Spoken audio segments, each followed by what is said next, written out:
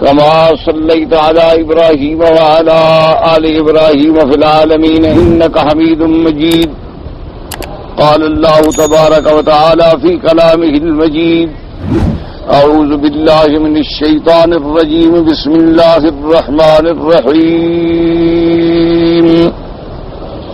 ألم تر إلى الذي حاج إبراهيم في ربه أن آتاه الله الملك إذ قال إبراهيم ربي الذي يحيي ويميت قال أنا أحيي وأميت قال إبراهيم فإن الله يأتي بالشمس من المشرق فأت بها من المغرب فبهت الذي كفر والله لا يهدي القوم الظالمين.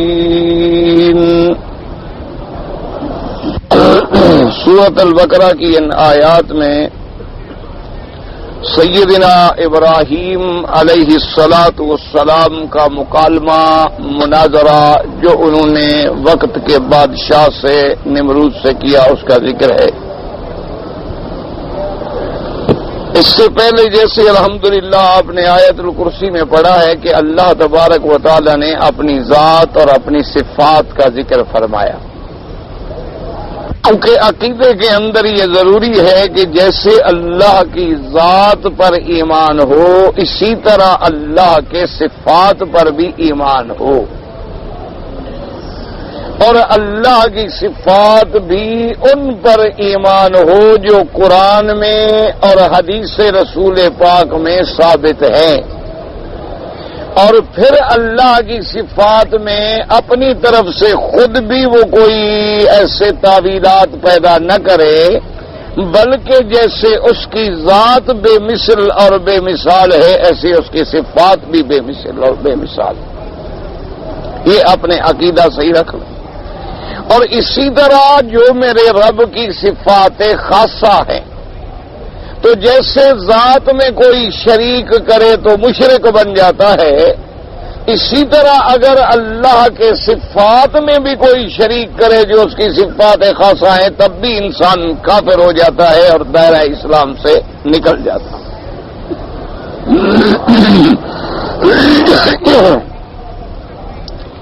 اب جیسے مثلا اللہ کی صفات جو سورۃ الکرسی میں بیان ہوئی، پہلے اس میں ذات تھا، اس کے بعد صفات تھی الحی القیوم کہ وہ زندہ ہے.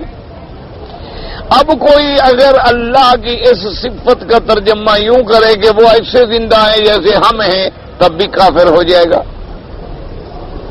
اگر کوئی اللہ کی صفات حی کا انکار کرے تب بھی اسلام سے نکل جائے گا. اور اسی طرح اللہ تبارک و تعالیٰ کی جتنی صفتیں ہیں ان کا انکار بھی کفر کا مستلزم ہے.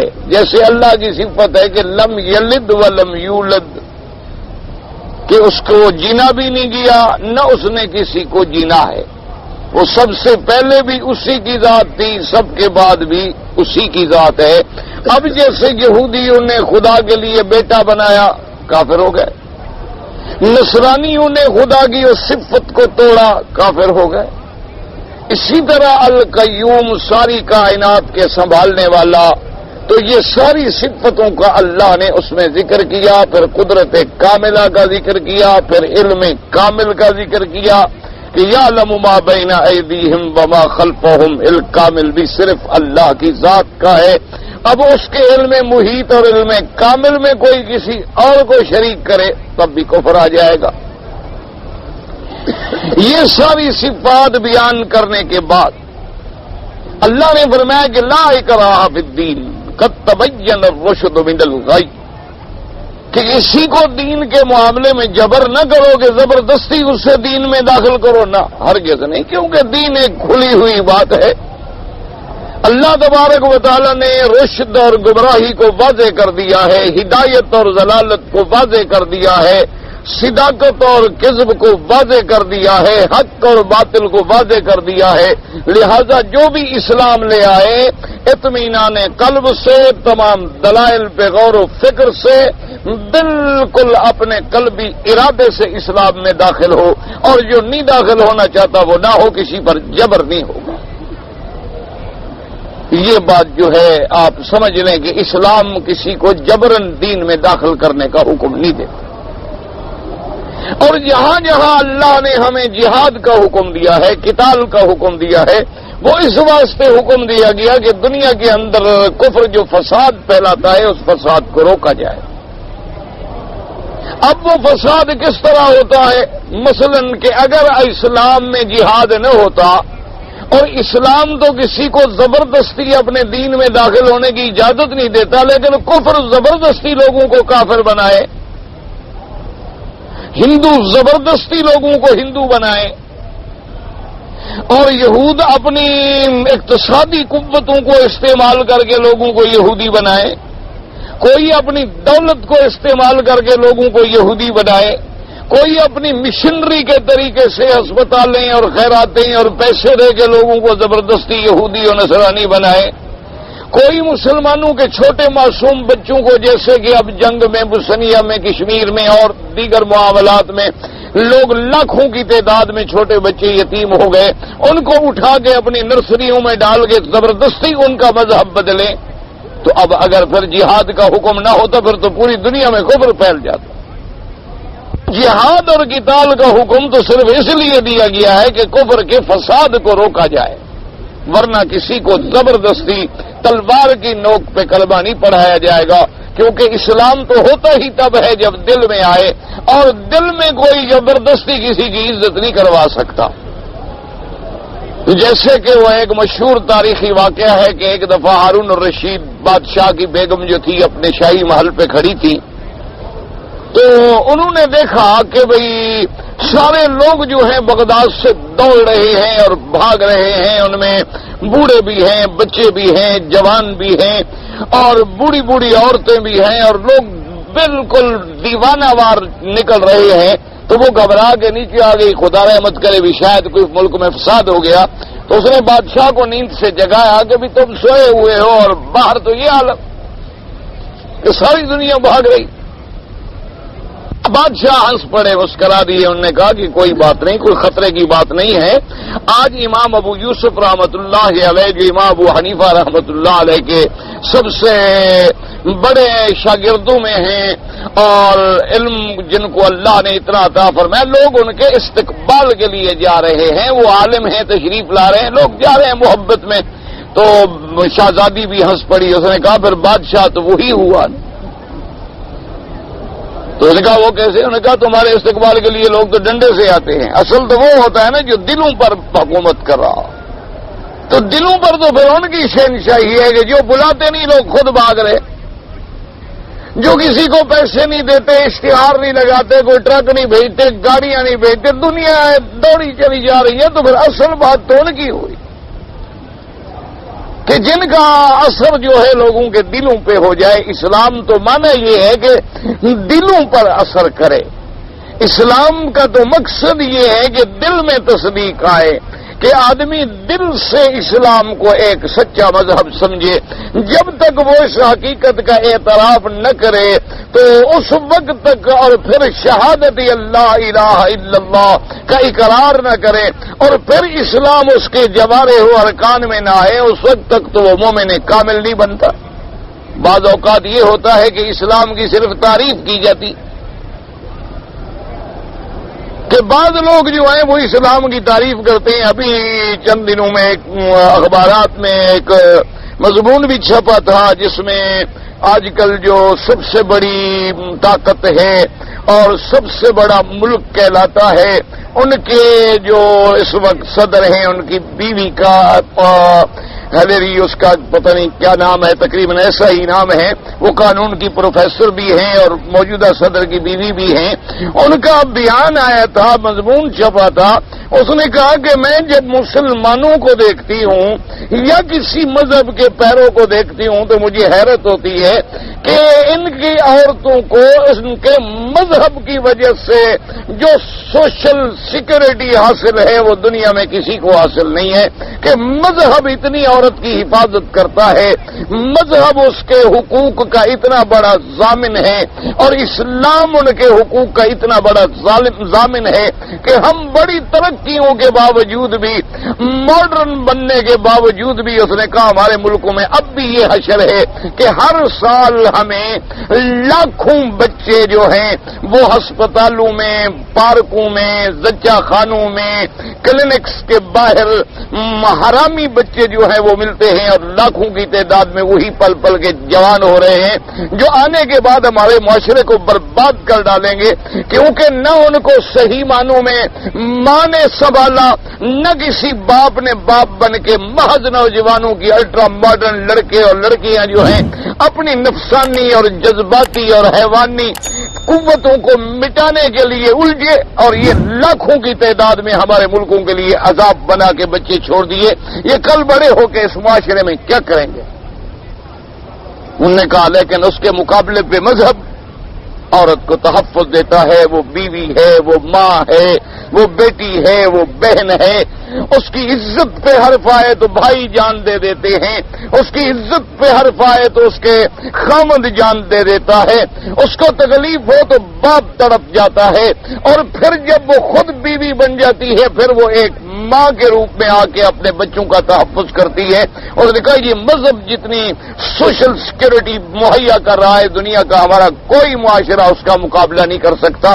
لیکن اچھا تو سمجھا، بات تو مانی، لیکن کلمہ نہیں پڑا تو مسلمان تو نہیں ہو جائے کہ اسلام کو اچھا تو سمجھا کہ اسلام بڑا اچھا مذہب ہے، اس کے کچھ اصول ہیں، ضوابط ہیں، قواعد ہیں، اس لیے اسلام نے یہ بتا دیا کہ دین میں کسی کو جبر نہ کرو، دین کھلا ہے، کفر کھلا ہے، جس کی مرضی آئے دین قبول کرے، جس کی مرضی آئے کفر میں جائے اور جہنم میں جائے۔ اس کے لیے یہ بات بھی ہمیشہ دماغ میں رکھ لیں جو عام لوگوں کے دماغ میں پریشانی کا باعث بنتی ہے نا جی، کہ اگر کوئی کافر ہے جی تقدیر میں لکھا ہے، یا اگر کسی سے خدا نہ کرے چوری ہو جائے، زنا ہو جائے اور وہ پکڑا جائے، کوئی لعنت ملامت کرے، وہ کہتا ہے جی میں کیا کروں، تقدیر میں لکھا تھا۔ یہ ہمارے دماغوں کی اپنی سوچ ہے جو غلط ہے۔ اللہ کسی کو یہ جبر نہیں کرتے کہ تم کفر کرو۔ اللہ جب اسلام کے لیے جبر کی اجازت نہیں دیتے تو زبردستی کسی کو کافر بنانے کی اجازت دیں گے؟ اللہ فرماتے ہیں لا اکراہ فی الدین، دین میں کسی کو جبرن داخل نہ کرو۔ تو جب اللہ جبر کر کے کسی کو اسلام میں داخل کرنے کی اجازت نہیں دیتے تو وہ خدا تقدیر میں ہمیں مجبور کر کے کافر بنا دے گا، اور پھر مجبور بھی خود بنائے اور ہمیں سزا بھی دے۔ یہ عدل ہے؟ یہ سب باتیں غلط ہیں جو لوگوں کے دماغ میں آ گئی ہیں کہ جی تقدیر ہے، بس تقدیر کا لکھا ہے جی، اور جی تقدیر نے جب لکھا تھا تو پھر ہم کیا کرتے؟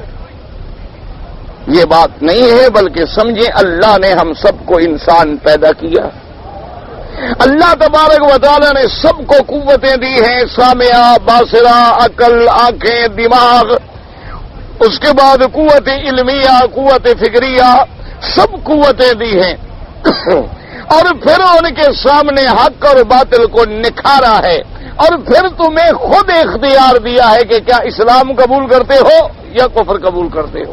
اب جو کچھ تم کرتے اپنے اختیار سے ہو، یہ نہیں کہ اللہ تمہیں جبر سے کرواتے ہیں۔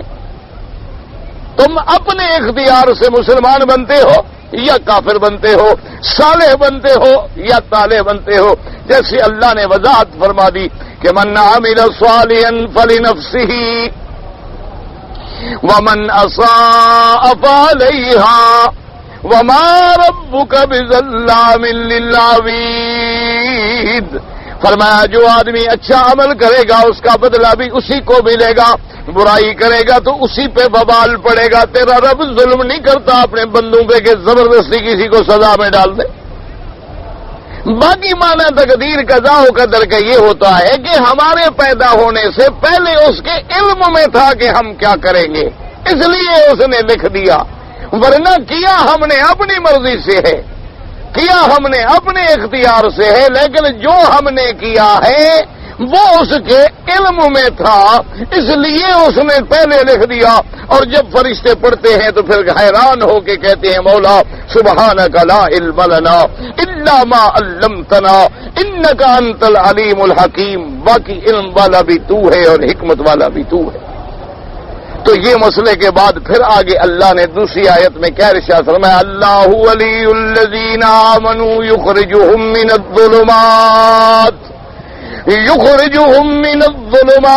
النور والذین کفروا اولیاؤہم الطاغوت یخرجونہم من النور الی الظلمات اولئک اصحاب النار هم فیہا خالدون۔ اللہ نے فرمایا البتہ یہ دیکھ لو کہ اللہ دوست ہے ایمان والوں کا۔ یاد رکھو ولی کا معنی دوست بھی آتا ہے، ولی ولایت سے بھی ہے، ولایت سے بھی ہے۔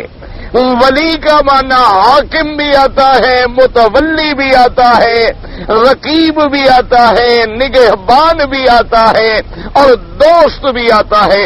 اللہ نے فرمایا کہ اللہ ایمان والوں کا دوست ہے۔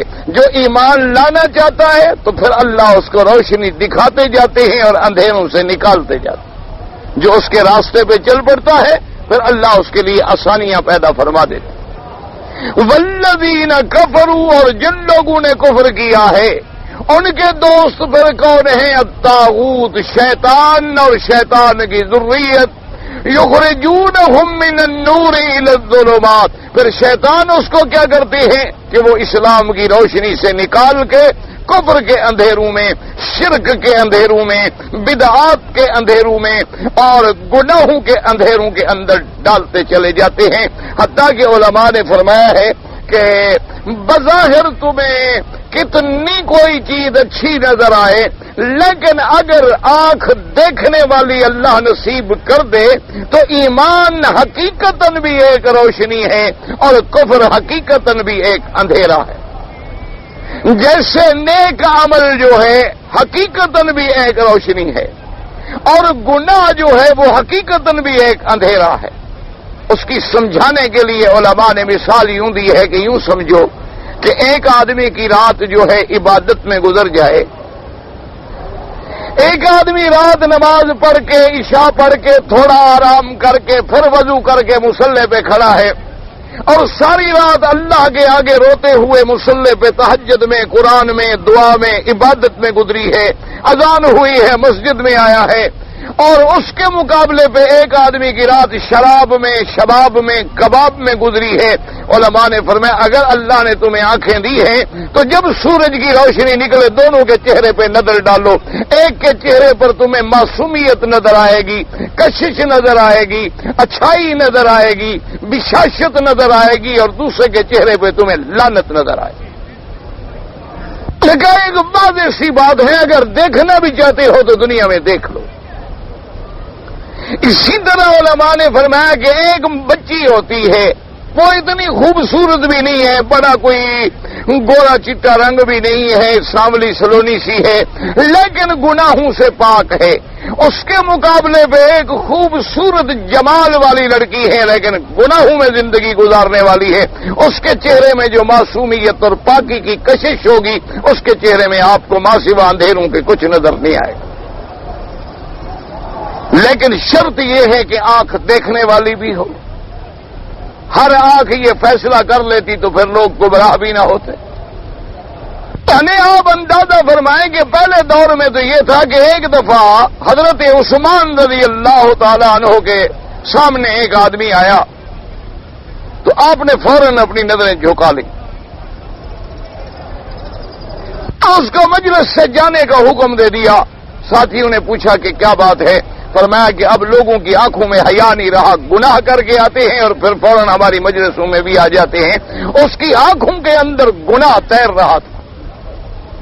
دیکھنے والی نظریں جو ہیں وہ جن کو اللہ نے صرف بصارت نہیں بلکہ بصیرت بھی ساتھ دی ہوتی ہے، تو اس لیے اللہ نے فرمایا کہ جو میرا راستہ اختیار کرتا ہے پھر میں اس کے لیے ہدایت کے راستے کھول دیتا ہوں، اور جو کفر کا راستہ اختیار کرتا ہے پھر وہ شیطانوں کے چکر میں آ جاتا ہے، وہ اسے اسی ظلمات اور اندھیروں کے اندر چھوڑ دیتے ہیں۔ اولئک اصحاب النار هم فیہا خالدون۔ جب یہ ساری باتیں ہو گئی، اب آگے میرے اللہ نے 2-3 قصے بیان فرمائے ہیں، جن قصوں کے اندر اللہ کے وجود باری تعالی کا اس بات اللہ کی صفات کا اس بات جو آیت الکرسی میں آپ نے پڑھا تھا، اور اس کے بعد کفر کی ظلمت کا احساس، اور اس کے بعد پھر اس بات حشر، نشر، معاد، یہ سارے مسئلے جو ہیں وہ پھر ہمارے سامنے آ جائیں، اور یہ بھی سامنے آ جائے کہ بھئی اللہ نے جیسے فرمایا قد تبین الرشد من الغی، کہ رشد اور گمراہی واضح ہو گئی ہے،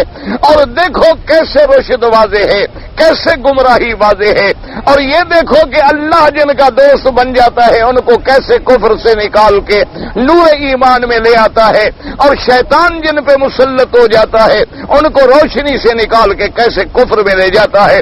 اس کے لیے اللہ نے 3 واقعات ذکر فرمائے ہیں، جن میں سے سب سے پہلا واقعہ جو ہے وہ سیدنا ابراہیم الخلیل علیہ السلام کا ہے، جو بادشاہ نمرود کے ساتھ پیش آئے۔ یاد رکھیں کہ دنیا میں 4 بادشاہ ایسے گزرے ہیں، 4 بادشاہ دنیا میں ایسے گزرے ہیں جنہوں نے ساری دنیا پہ بادشاہی کی ہے۔ تقریباً ساری دنیا سے مراد ہوتا ہے اکثر حصہ، یوں سمجھ لیں، یا ساری دنیا سے مراد یوں ہوتا ہے کہ اس زمانے میں جہاں جہاں آبادی پائی جاتی تھی اور جہاں کچھ لوگ تھے، جہاں کچھ متمدن لوگ تھے، وہاں ان کو یعنی تقریباً دنیا کے اغلب حصے کے اوپر حکومت ملی ہے۔ وہ 4 بادشاہ گزرے ہیں دنیا کے اندر، اور خدا کی قدرت ہے کہ 2 مسلمانوں میں گزرے ہیں اور 2 کافروں میں گزرے ہیں۔ یعنی اللہ کا کمال عدل و انصاف دیکھیں کہ اللہ نے 2 ایمان والوں میں بنائے اور 2 کافروں میں پیدا کر دیے کہ بھئی میری دنیا ہے، سب میری مخلوق ہے۔ جو 2 مسلمانوں میں گزرے ہیں، ایمان والوں میں گزرے ہیں، ان میں سے سب سے بڑی عظمت، سب سے بڑی شان، شوکت جو ہے وہ سیدنا سلیمان علیہ السلام کو ملی، کہ حضرت سلیمان علیہ السلام کو اللہ نے ایک ایسا ملک عطا فرما دیا، اللہ تبارک و تعالی نے انہیں ایک ایسی سلطنت عطا فرما دی کہ کسی کو بھی ان کے مقابلے پہ وہ سلطنت نہیں ملی، کہ حضرت سلیمان علیہ السلام کی حکومت جو تھی صرف انسانوں پہ نہیں تھی بلکہ جنوں پہ بھی تھی، اور پھر جنوں کے علاوہ طیور پہ، پرندوں پہ، چرندوں پہ، حیوانات پہ، یعنی آپ کی بہرحال آپ کئی دفعہ پڑھ چکے ہیں۔ تو ایک بادشاہ جو ہیں وہ سیدنا سلیمان علیہ السلام ہیں، جو بادشاہ بھی ہیں، نبی بھی ہیں، اور ایسا اللہ نے ملک دیا ہے کہ ملک لا ينبغي لأحد من بعدی، ان کے بعد کسی کو ایسا نہیں ملا۔ ایک اور دوسرا جو گزرے ہیں مسلمانوں میں، ایمان والوں میں، وہ ذوالقرنین ہیں۔ یاد رکھیں یہ 2 بادشاہ گزرے ہیں، ایک سیدنا سلیمان علیہ السلام، اور دوسرے کون گزرے ہیں؟ ذوالقرنین، جس کو اللہ تبارک و تعالی نے مشارق الارض سے لے کر مغرب تک بھیجا، ان کو طاقت دی، سلطنت دی، عزت دی، غلبہ دیا، قوت دی، ایسی کسی کو نہیں ملی تھی، جن کا واقعہ قرآن پاک کے اندر حضرت سلیمان علیہ السلام کا بھی موجود ہے اور ذوالقرنین کا بھی موجود ہے۔ تو یہ 2 تو گزرے ہیں اللہ کے ماننے والوں میں۔ چھوڑیں بس، کنی آدمی آ جاتا ہے پھر وہ اپنے عقل سے بیچارہ کھڑا، اس کا مقصد ہے لوگ کھڑے نہ ہوں، آرام کریں۔ کہ جی 2 تو گزرے ہیں مسلمانوں میں اور 2 کافروں میں گزرے ہیں۔ کافروں میں ایک تو گزرا ہے نمرود، جس نے بابل پہ حکومت کی ہے، یعنی اس کا پایہ تخت جو تھا وہ بابل تھا۔ اور دوسرا گزرا ہے بخت نصر۔ یہ 4 جو ہیں بڑے مشہور بادشاہ گزرے، 2 مسلمانوں میں اور 2 کافروں میں۔ یہ نمرود جو ہے یہ بابل کا بادشاہ تھا، اور یہ اپنے اقتدار میں، اپنی دولت و حکومت کے گھمنڈ میں آ کر پھر یہ اتنا گمراہ ہو گیا نعوذ باللہ کہ خود خدائی کا دعویٰ کر بیٹھا کہ نعوذ باللہ میں خدا ہوں۔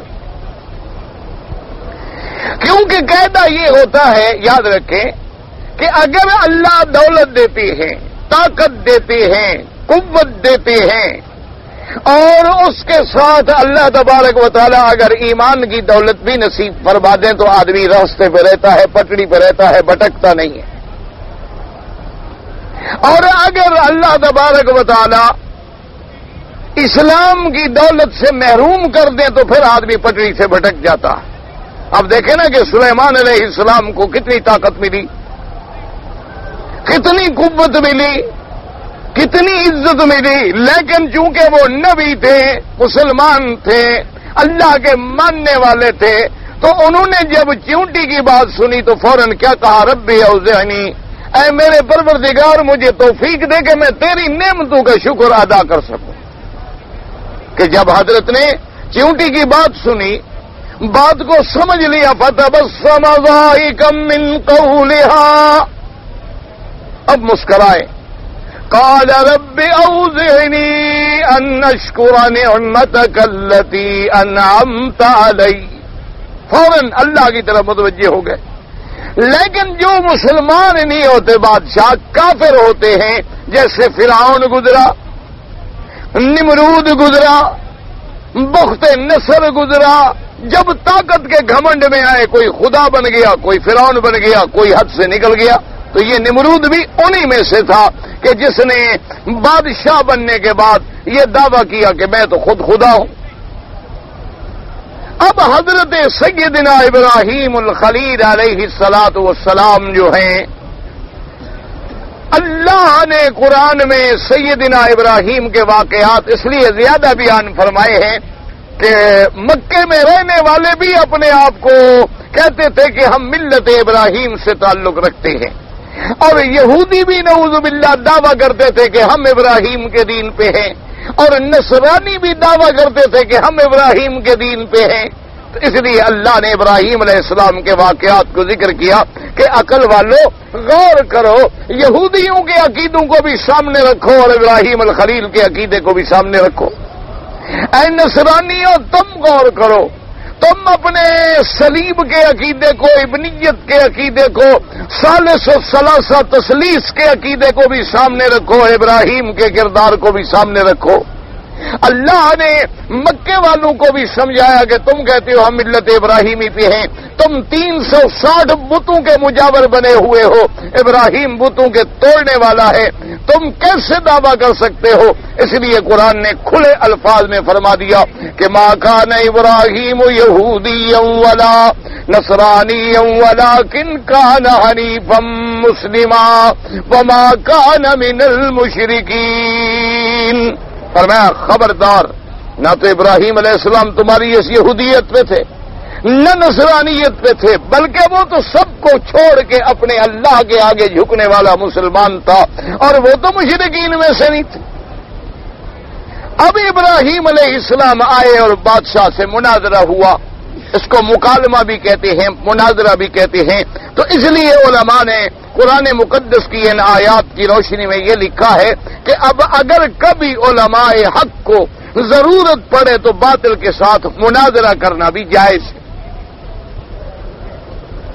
مناظرے کا معنی یہ ہوتا ہے کہ بھئی آدمی اپنے اپنے دعوے پہ موضوع معین ہو جاتا ہے، پھر دلائل ہوتے ہیں تاکہ لوگوں پر حق اور باطل جو ہے واضح ہو جائے۔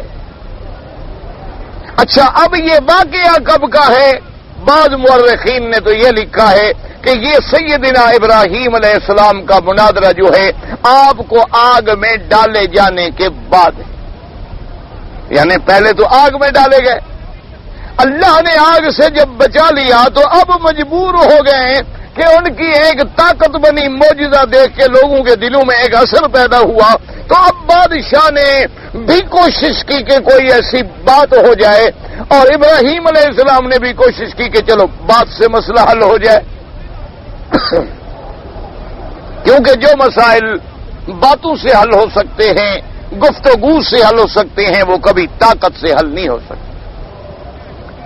اسی لیے ہمیشہ یاد رکھیں کہ جتنی دنیا میں اسلام کی تحریکیں ہوں یا دینی جماعتیں ہوں، ان کو ہمیشہ یہ سامنے رکھنا چاہیے کہ منہج انبیاء جو ہے وہ تشدد نہیں ہوتا۔ منہج انبیاء اور خاص طور پہ منہج سیدنا محمد مصطفیٰ صلی اللہ علیہ وسلم جو ہے وہ تو صبر ہے، تشدد نہیں ہوتا. کبھی دین تشدد سے نہیں پھیلا، کبھی دین کسی کو مارنے سے نہیں پھیلا، کبھی دین کسی کو بلا وجہ کافر کہنے سے نہیں پھیلا، بلکہ دین جب پھیلا ہے تو ایک طریقے سے، ایک اسلوب سے، اپنے منہج سے، اپنے ہدایت سے. اور جب تک پوری دنیا میں دینی جماعتیں اس منہج نبوی پہ نہیں آتے، کبھی کامیابی حاصل نہیں کر سکتے. اب دیکھیں جناب کہ سیدنا ابراہیم علیہ السلام بھی آ گئے. نمرود بادشاہ ہے، اس کے پاس قوت ہے، گھمنڈ ہے، طاقت ہے، اور آگے اکیلا ابراہیم ہے جس کے ساتھ کوئی بھی نہیں. تو اب اللہ تبارک و تعالی نے اپنے پاک نبی کو مخاطب ہو کے فرمایا الم تر الی الذی حاج ابراہیم فی ربہ ان آتاہ اللہ الملک.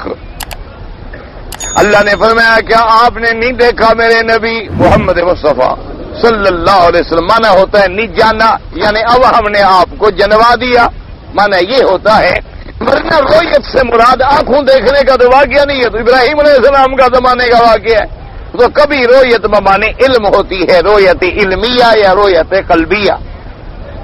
اور یہ بڑا کتنا پیارا ایسے اپنے کلام کو سامنے لاتا ہے کہ ذرا آدمی آنکھیں بند کرے تو اب بھی معلوم ہوگا کہ وقت ابراہیم کیسے وقت کی قوت کو للکار رہا ہے اور کیسے بات سامنے ہو رہی ہے.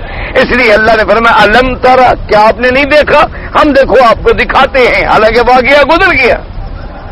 الم تر الى الذی حاج ابراہیم فی ربہ ان آتاہ اللہ الملک.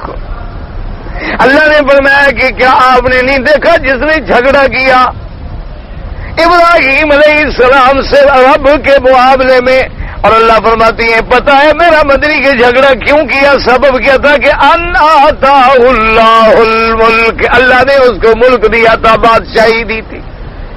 چاہیے تو یہ تھا کہ ملک ملنے کے بعد وہ خدا کا شکر گزار بن جاتا، نہ کہ بالکل خدا کا انکار کر دیتا. اللہ نے فرمایا دیکھو ہم نے اس کو ملک دیا، ہم نے اس کو اتنی بڑی سلطنت دی کہ پوری دنیا میں اس کا غلبہ رہا، اور اس کے باوجود بجائے اس کے کہ میرے ملک دینے پر مجھ پر ایمان لے آتا، شکر گزار بنتا، فرما بردار بنتا، اطاعت گزار بنتا، لیکن وہ بدبخت تو اتنا بھی نہ کر سکا کہ ملک دینے والے کے وجود کا اقرار کر دے. وہ تو دہری بن گیا، خدا کا بھی منکر ہو گیا کہ میں خود خدا ہوں. اللہ تبارک و تعالی رحمت فرمائے. یہ دولت اور طاقت کا جو نشہ ہے نا جی، آدمی کو اندھا کر دیتا ہے. آدمی جب اقتدار اور دولت کے نشے میں آتا ہے پھر اسے کچھ نظر نہیں آتا، الا وہ لوگ جو سب طاقتوں کا سرچشمہ خدا کو مانتے ہیں، وہ جتنی بھی کیوں نہ قوت والے ہو جائیں اتنی جھکتے چلے جاتے ہیں. اب دیکھیں نا کہ ہمارے آقا انعامدار خاتم الانبیاء حبیب کبریا سرکار مدینہ صلی اللہ علیہ وعلی آلہ وصحبہ وسلم تسلیما کثیرا کثیرا، آپ دیکھیں کہ قدرت نے جوں جوں آپ کو قوت دی، جوں جوں طاقت دی، جوں جوں عزت دی، جوں جوں غلبہ دیا، حضور اور تواضع میں جھکتے گئے. آپ نے دیکھا نہیں ہے کہ سیدنا عمر رضی اللہ تعالیٰ عنہ کا نام سن کر لوگ چابیاں دے دیتے تھے ملکوں کی، لیکن عمر کی تواضع کا یہ عالم تھا کہ کپڑوں میں پیبند لگے ہوئے ہیں اور اونٹ کی مہار کندھے پہ ہے اور ملازم اونٹ پہ بیٹھا ہے، عمر اونٹ کھینچ کے آگے چل رہا ہے. یہی فرق ہوتا ہے ایمان والوں میں اور غیر ایمان والوں میں. زبانی کلامی کہنے سے تو ہم سب مسلمان ہیں، سب خدا کو مانتے ہیں. بات تو تب ہے کہ جب اللہ تمہیں کوئی طاقت دے اور پھر خدا کے فرمان پہ چل کے دکھاؤ. تو اب جناب اللہ نے فرمایا کہ جب ہوا تو جھگڑا ہونے کے بعد حضرت ابراہیم خلیل سامنے آئے، اور ایک روایت میں یہ ہے کہ سیدنا ابراہیم علیہ السلام جب بادشاہ کے سامنے آئے تو سیدھے چلے آئے. تو انہوں نے کہا آپ نے مجھے سجدہ کیوں نہیں کیا؟ چونکہ ان کے درباروں کا رواج یہ ہوتا تھا کہ ہر داخل ہونے والا آدمی جو ہے وہ باقاعدہ جھک کے چوکٹ پہ سجدہ کر کے ہاتھ باندھ کے نظریں نیچی کر کے سامنے کھڑے ہوتے تھے اور پھر بادشاہ انہیں حکم دیتے تھے تب وہ جا کے بیٹھتے تھے. یہ آج تک آپ کے ملکوں میں جو جاگیردار ہیں، آپ نے دیکھا ہوگا جاگیردار، سرمایہ دار، یہ جتنے صاحب دار ہیں نا جی، یہ جتنے بڑے بڑے صاحب دار ہیں اور مستحق دار ہیں، انشاءاللہ وقت آئے گا، آج آ جائے کل آ جائے، رگڑا تو لگنا ہے. یہ بھی آپ نے دیکھا ہوگا کہ ان کی دربار میں بھی کوئی آدمی جو ہے جب تک سر نہ جھکائے، فرشی سلام نہ کرے، گردن نیچے نہ کرے، ہاتھ نہ باندھے، اس وقت تک کھڑے نہیں ہو سکتا. بلکہ ہمارے ہاں تو اللہ معاف کرے جن کو اقتدار کے ساتھ ساتھ عدالت کی بھی کرسی دی جائے، حالانکہ ان کا حکم تو اور زیادہ تواضع کا ہے، ان کے دربار میں بھی وہی ہمارے ہاں جیسے انگریز کا نظام تھا کہ کوئی داخل ہو تو پہلے گردن جھکائے، گردن جھکانے بعد مائی لارڈ کہہ کے اجازت لے، پھر نظر اٹھا کے صاحب کرسی سے آنکھ ملائے. یہ آج تک بھی اللہ جانے اب ہے یا نہیں ہے، بہرحال اکثر ملکوں میں آج تک بھی یہ وہی انگریز کا طریقہ کار جو ہے، یہ اصل میں وہی نمرودی اور فرعونی قوانین ہیں جو ہم پر چلے آ رہے ہیں. یہ کوئی نئے نہیں ہے، یہ وہی بات. اچھا، اسی طرح پھر دیکھو جن لوگوں کو اللہ نے دین کا سردار بنایا، کسی کو عالم بنایا، کسی کو اللہ نے رشد و ارشاد کی گدی پہ بٹھایا، صوفیاء کرام، اولیاء کرام، علماء کرام، جو حقیقی معنوں میں علماء اور اولیاء تھے، وہ تو الحمدللہ ان چیزوں سے بری رہے اور پاک رہے. لیکن ان کے گدیوں پہ بیٹھنے والوں نے بھی آج وہی دربار بنائے ہوئے ہیں کہ پہلے چوکٹ پہ سجدہ کرو، پھر حضرت کے سامنے ہاتھ باندھ کے جھک کے کھڑے رہو، پھر حضرت کے پاؤں پہ گر جاؤ، پھر اپنے سر حضرت کے پاؤں پہ رکھ لو، اور پھر بیوی بچے جو بھی ہے سب حضرت کے پاؤں پہ پڑے رہیں. بلکہ بعض لوگوں کا تو یہ عالم ہے کہ عورتیں لیٹ جاتی ہیں اور اپنی زلفیں بچھا دیتی ہیں اور ان کے سربراہ جو ہیں وہ زلفوں پہ چل کے محل میں داخل ہوتے ہیں. یہ آج بھی وہی نمرودی اور فرعونی قوانین جو ہیں وہ دنیا کے اندر رائج ہیں. فرق کیا ہے کہ پہلے نام نمرود تھا، فرعون تھا، اب نام بدل گیا، شکل بدل گئی. سیدنا ابراہیم الخلیل علیہ الصلوۃ والسلام جب داخل ہوئے انہوں نے سجدہ نہیں کیا. وہ تو نبی ہے، اللہ کا نبی یا کوئی اللہ کا کلمے پڑھنے والا غیر کو سجدہ کیسے کر سکتا ہے؟ وہ غیر کے سامنے کیسے جھک سکتا ہے؟ اگر جھکتا ہے تو پھر اسلام نہیں، اسلام ہے تو صرف اللہ کے آگے جھکتا. انہوں نے کہا لماذا مجھے سجدہ کیوں نہیں کیا؟ انہوں نے فرمایا نہیں، میں اپنے اللہ کو سجدہ کرتا ہوں، اس رب کے سوا کسی کو سجدہ نہیں کرتا. اسے کہا اچھا میرے سوا تم اور خدا مانتے ہو؟ نے کہا بالکل. تم کون ہو؟ تم تو ایک بندے ہو. اس نے کہا اچھا ابراہیم علیہ السلام تم مجھے خدا نہیں مانتے، میرے سوا جس کو خدا مانتے ہو اس کی کوئی صفت بیان کرو، بات کرو، سمجھاؤ ہمیں کہ میں خدا نہیں ہوں، ملک میرا ہے، حکومت میری ہے، طاقت میری ہے. آپ نے فرمایا قال ربی الذی یحیی و یمیت. سیدنا ابراہیم نے فرمایا میرا خدا وہ ہے جو جلاتا بھی ہے اور مارتا بھی ہے، جلاتا بھی ہے اور مارتا بھی. قال انا احیی و امیت. بادشاہ کہنے لگا اگر تمہارا خدا جلاتا ہے مارتا ہے، میں بھی جلاتا ہوں مارتا ہوں. تم نے دو قیدی بلائے، ایک جس کو سزائے موت ہو چکی تھی اس کو کہا بھاگ جاؤ، ایک جس کو آزادی ملنی تھی تلوار سے کہا گردن اڑا دو. کہا دیکھو میں نے بھی ایک کو مار دیا ایک کو بچا دیا. ابراہیم علیہ السلام سمجھ گئے کہ یہ تو بالکل اپنے طاقت کی نشے میں چور ہیں یا بالکل عقل سے کورا ہے. مارنے جلانے کا معنی یہ ہوتا ہے، جلانا معنی ہوتا ہے کسی غیر چیز میں روح کا ڈالنا، روح داخل کرنا. جیسے پیٹ میں بچہ ہے، نطفہ ہے، لوتھڑا ہے، اس میں روح ڈالنا، یہ ہے جلانا. مارنا یہ ہے کہ اچھا بھلا انسان ہے، اس کے اندر سے روح کا نکالنا، یہ ہے مارنا۔ یہ تلوار سے مارنا کسی کو چھوڑ دینا، یہ تو چھری سے ایک 17 سال کا لڑکا اٹھ کے کسی کو مار دے وہ بھی خدا بن گیا۔ اب تو اللہ معاف کرے، اللہ معاف کرے، اب تو ظالم ایسے دن دناتے پھرتے ہیں کہ اب تو کلشنکوف کے زمانے ہیں نا جی، اللہ معاف کرے۔ بس جناب وہ ایک حلے کے اندر لاشیں تڑپ رہی ہوتی ہیں، انا للہ و انا الیہ راجعون۔ اللہ تبارک و تعالی رحمت فرمائے۔ آج وقت کے نمرود جو ہیں، جنہیں نہ بچوں پہ رحم ہے، نہ عورتوں پہ رحم ہے، نہ کسی ملک پہ رحم ہے، نہ خدا رسول پہ رحم ہے، نہ مسجد پہ رحم ہے، نہ کسی کے عبادت خانے کا حیا ہے۔ آج تو ظلم اتنا ننگا ہو کے ناچ رہا ہے، اللہ تبارک و تعالی معاف فرمائے۔ تو پھر جتنے لوگوں کو یہ مار ڈالیں اور کچھ کو کہہ دیں اچھا بھائی ہم نے دیکھو مر، اچھا نہیں مارتا جاؤ، لہذا یہ بھی خدا ہو گئے۔ اس لیے ابراہیم علیہ السلام نے سمجھ لیا کہ یہ تو فارغ ہے، عقل سے کورا ہے، بس خدا کی قدرت ہے، کرسی پہ بیٹھ گیا، اب اس کے ہاتھ میں ہے، جو بیٹھ گیا تو بیٹھ گیا۔ پھر چاہے وہ عقل سے فارغ بھی ہونا، ساری دنیا کے نزدیک عقل کل وہی بن جاتا ہے۔ انہوں نے یہ نہیں فرمایا، انہوں نے فرمایا اذ قال ربی الذی یحیی و یمیت قال انا احیی و امیت قال فإن اللہ یأتی بالشمس من المشرق فأت بها من المغرب۔ اب ابراہیم علیہ السلام نے بات کی کہ ایسی بات کرو جو اس پاگل کے دماغ میں بھی آئے اور لوگوں کو بھی سمجھ آ سکے۔ کلم الناس علی قدر عقولہم، جیسے لوگ ہوں نا اسی کے عقل کے مطابق بات کرو تو پھر بات بنتی ہے۔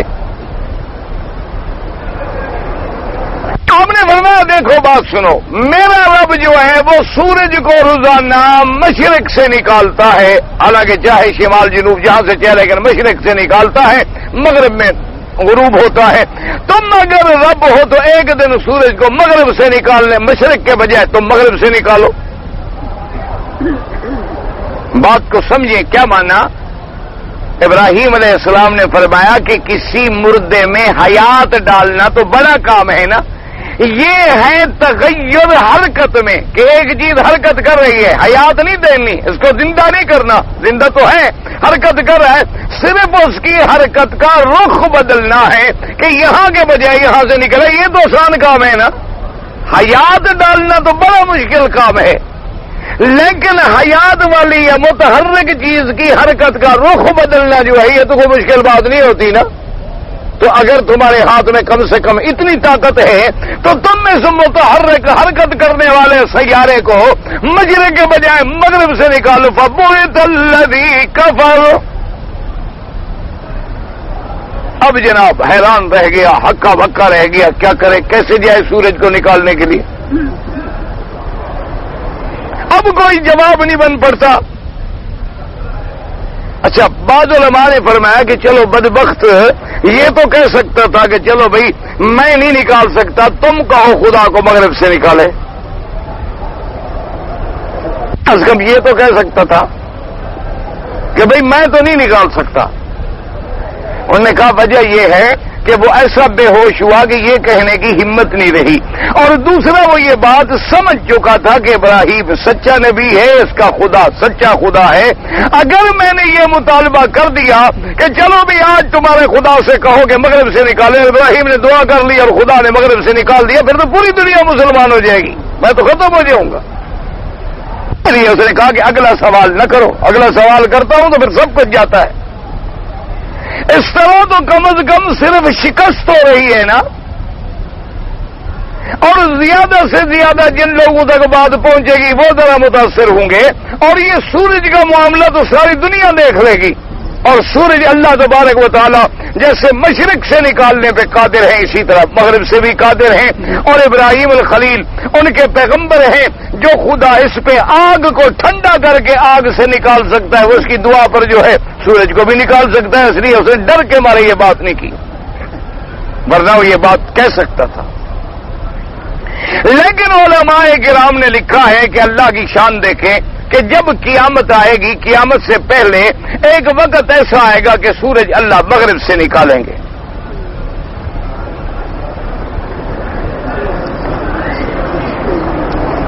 سورج مغرب سے نکالیں گے، اور حضور نے فرمایا کہ جب سورج مغرب سے نکلے گا تو اس وقت جو ہے اغلقت ابواب التوبہ، توبہ کے دروازے بند ہو جائیں گے، پھر توبہ قبول نہیں ہوگی. پھر جو مسلمان ہے مسلمان ہے، کافر ہے کافر ہے، صالح ہے صالح ہے، طالح ہے طالح ہے. اس لیے حکم ہے کہ توبہ کرنی ہے تو جلدی کر لو، پتہ نہیں کل اٹھے اور سورج ادھر سے نکل آئے کو مشکل ہے. ایک تو یہ ہو جائے گا کہ توبہ کے دروازے بند ہو گئے، اور دوسرا اللہ اپنی قدرت کا اظہار دنیا میں بھی فرما دیں گے کہ جیسے ہم مشرق سے نکالنے پہ قادر تھے، ہم مغرب سے نکالنے پر بھی قادر ہیں. اور آخر میں اللہ نے فرمایا واللہ لا یہدی القوم الظالمین، اللہ ہدایت نہیں دیتے اس قوم کو جو اپنے اوپر خود ظلم کرنے والے ہیں. کیا مانا؟ اللہ نے فرمایا دیکھو اب حق واضح ہو گیا کہ نہیں، ابراہیم کا صدق واضح ہو گیا کہ نہیں، سچا خدا اور جھوٹا خدا واضح ہو گیا کہ نہیں، لیکن پھر بھی کوئی نہ مانے تو پھر وہ اپنی جان پہ خود ظلم کر رہا ہے. اس لیے جیسے کہ آپ نے پہلی آیت میں پڑھا تھا کیا قد تبین الرشد من الغی ومن یکفر بالطاغوت ویؤمن باللہ فقد استمسک بالعروۃ الوثقی لا انفصام لہا. اللہ نے فرمایا کہ حق اور باطل واضح ہو گئے. اب دیکھو صدق اور کذب واضح ہو گئے، توحید اور شرک واضح ہو گیا، سچا الہ اور سچا خدا اور جھوٹا واضح ہو گیا، لیکن پھر بھی کوئی نہ مانے. مانے یہ ہے کہ اپنی جان پہ وہ خود ظلم کر رہا ہے. اللہ تو پھر کسی پہ ظلم نہیں کرتے، اللہ تو ظلم سے پاک ہیں کہ اتنی کھلی نشانیوں کے باوجود بھی تمہیں توحید سمجھنا ہے. آج بھی دیکھ لیں کتنے لوگ ہیں نہ ایمان سے کہو، نمرود چاہتا زور لگاتا، اپنی پوری بادشاہی کی قوت خرچ کر دیتا، دولت مال لگا دیتا، سورج کو نکال سکتا تھا. اب اسی طرح سمجھیں اب بھی کتنے ہمارے مسلمان ہیں جو اپنی آنکھوں سے دیکھتے ہیں، خود کھڑے ہوتے ہیں کہ بھی ایک اللہ کے ولی کی قبر ہے، ایک اللہ کے بہت بڑے ولی کی قبر ہے، مزار ہے. اب خود مسلمان دیکھ رہا ہے کہ بھی یہ اللہ کا ولی بھی آخر موت آ گئی، جنازہ پڑھا گیا، قبر کھودی گئی اور قبر میں دفن کر دیا گیا، لیکن پھر بھی کہتا ہے مہربانی کر بچڑے دیوا. اب حق واضح ہے لیکن پھر بھی وہ گمراہ ہو رہا ہے، تو پھر خدا کہتے کرتے رہو اپنے اوپر ظلم.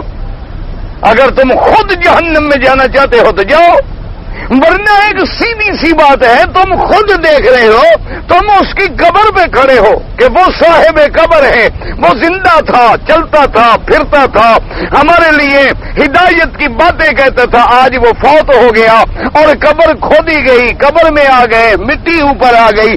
اصل مقصد قبر پہ جانے کا کیا تھا کہ ہم قبر پہ جا کے عبرت پکڑتے کہ مولا یہ تیرے ولی بھی یہاں آ گئے تو ہم کون ہیں، ہماری کیا طاقت ہے، ہم نے بھی یہاں آنا ہے اور اکیلے آنا ہے.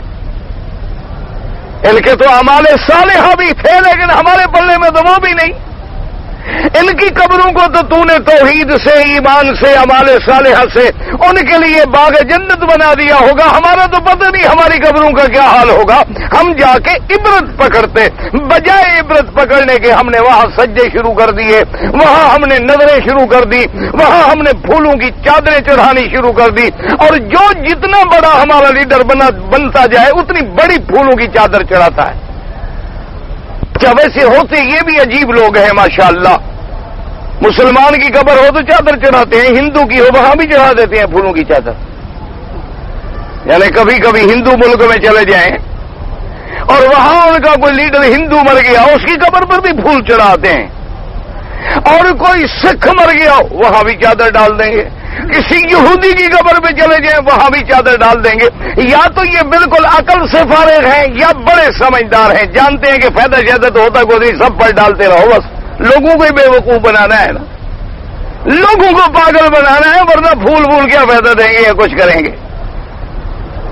یا تو سب کو پاگل بناتے ہیں وہ، یا پھر خود پاگل بن جاتے ہیں. لیکن معلوم یہ ہوتا ہے کہ لوگوں کو بناتے ہیں. وہ خود سمجھتی ہیں کہ فائدہ ویدہ ہونا کچھ نہیں، بس ایک رواج ہے، پڑ گیا ہے، ایک ضابطہ ہے، چل رہا ہے کہ جہاں جاؤ وہی کے بن جاؤ۔ وہ اگر تمہیں مسجد میں جاؤ تو اللہ اکبر، اور اگر وہ ہندو کے پاس جاؤ تو رام رام نمستے، اور کوئی سردار جی ٹکر جائے وہاں سنگھ بن جاؤ، کوئی خان مل جائے خان بن جاؤ، کوئی یہودی مل جائے اس کے رنگ میں رنگے جاؤ، کسی ہوٹل میں بیٹھ جاؤ، خنزیر پکا ہو وہ بھی کھا لو، بکرا پکا ہو وہ بھی کھا لو، گوشت جانا چاہیے اندر، اسی شکل میں جائے۔ انا للہ و انا الیہ۔ اللہ نے فرمایا ہم نے حق اور باطل واضح کر دیا ہے، حلال اور حرام واضح کر دیا، اب تمہاری مرضی ہے، جو چاہو راستہ اختیار کرو۔ دعا کریں اللہ ہمیں حق پہ چلائے۔ میں نے کسی سے 25 سال پہلے قرضہ لیا تھا 25 روپے، اب اس کو کتنا دوں؟ دینا تو وہی ہے جتنا تم نے لیا تھا، لیکن اسی لیے اصول ہوتا ہے کہ لین دین سونے اور چاندی میں کیا جائے، کیونکہ ویلیو روپے کی ختم ہو گئی، اب اس بیچارے کے لیے 25 روپے تو 1 روپے کے برابر بھی نہیں ہے، لیکن بہرحال تم نے دینا وہی ہے جو لیا تھا۔ اگر ایک آدمی ناپاک ہے اور زمزم پی لے، کوئی بھی چیز پی لے، کھا لے، پی سکتا ہے، کھا سکتا ہے، ہر طواف کے 7 چکر ختم کرنے کے بعد 2 رکعت پڑھنی ہے۔ ہاں جی، ہر 7 چکر کے بعد 2 رکعت۔ والدین صحت مند ہیں، میں ان کا حج عمرہ کر سکتے ہیں۔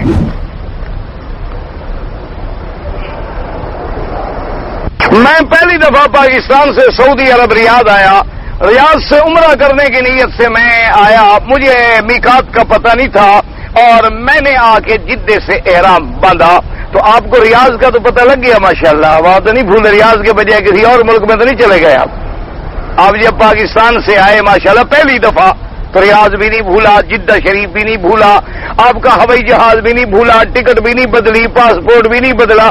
آپ ایک دم ادا فرمائیں، آپ کو اگر دین کا درد ہوتا تو یہ مسئلہ ریاض میں تو کم از کم پوچھ لیتے، ریاض میں تو دین بتانے والے موجود تھے۔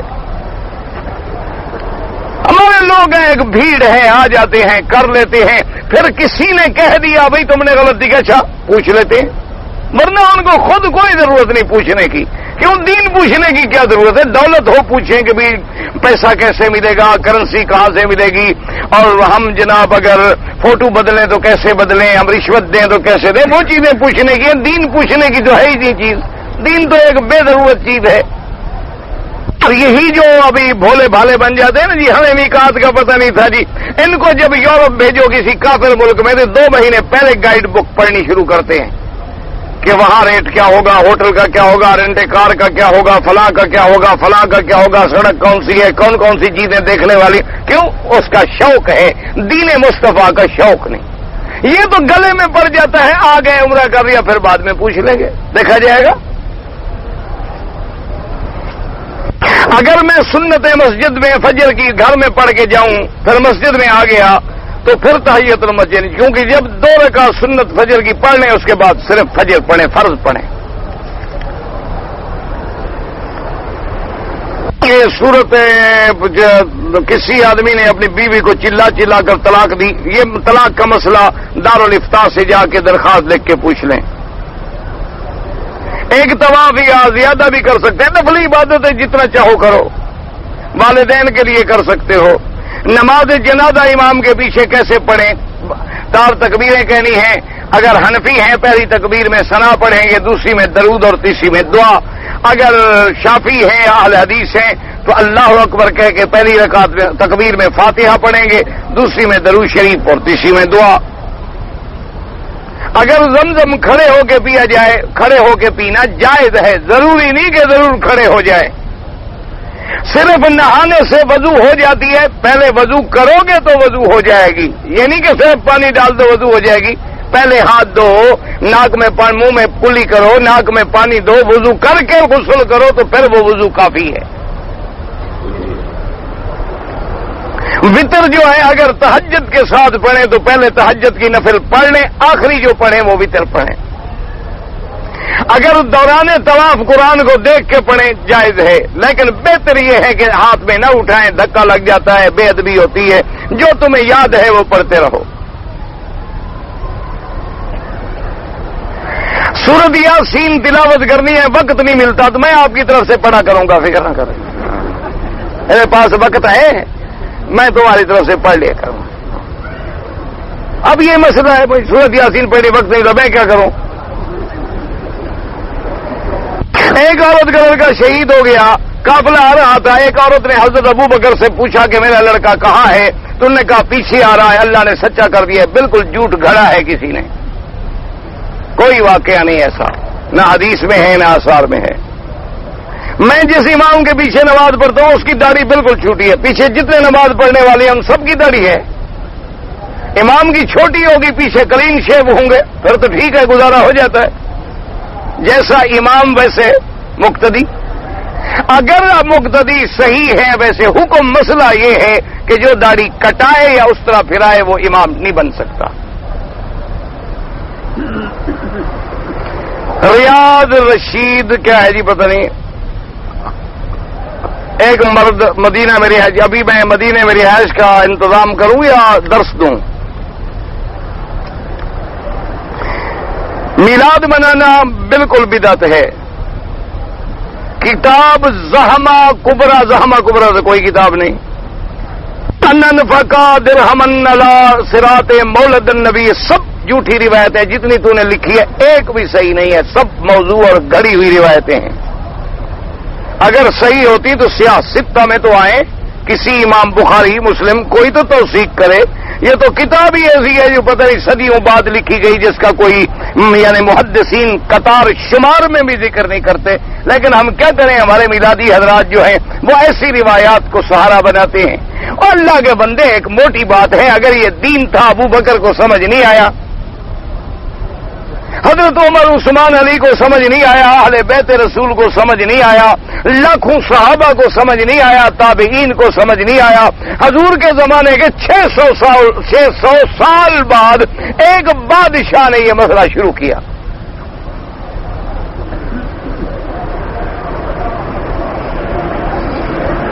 حضرت اسرافیل علیہ السلام جو ہیں 3 سور پھونکیں گے، 3 نہیں 2 پھونکیں گے. اور سور کی مدت کتنی ہوگی؟ جب پھونکیں گے ہم زندہ نہیں رہیں گے تو مدت کون گنے گا؟ ہم تو مر جائیں گے، مدت گنیں گے کیسے؟ البتہ دونوں کے درمیان 40 سال کی مدت ہوگی.